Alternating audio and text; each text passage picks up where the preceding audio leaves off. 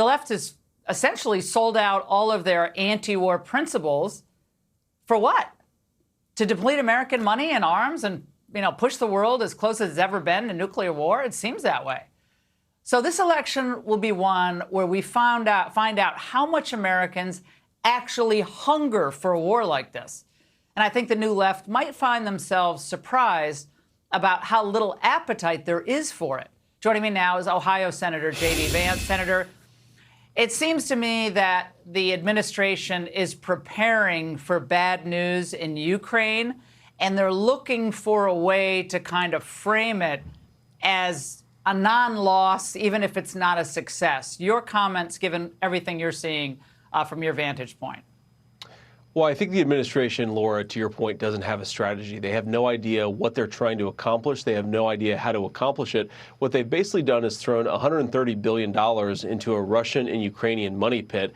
They've drawn down critical weapon supplies and artillery and missiles and other systems, weapon supplies that we should be using in Taiwan to prevent the Chinese from invading Taiwan. And so now they see the writing on the wall that the Ukrainian fighting forces that they've told us for a year are just on the cusp of victory, are nowhere closer to victory today than they were a year ago. So there's already this parlor game in Washington where people are trying to avoid the obvious conclusion that our strategy isn't working, and they're already preemptively lying to the American people and trying to figure out how they're going to make excuses for another generation of foreign policy experts making bad, predictably terrible decisions and not suffering any consequences for it.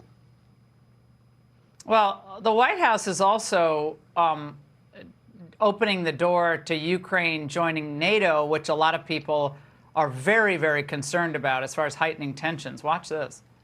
Is it the president's view that Ukraine belongs to NATO? Our position, our U.S. position has been very clear when it comes to NATO accession. We support an open door policy, and that is a decision that is between NATO allies and the countries aspiring to join NATO. So we'll not get ahead of that.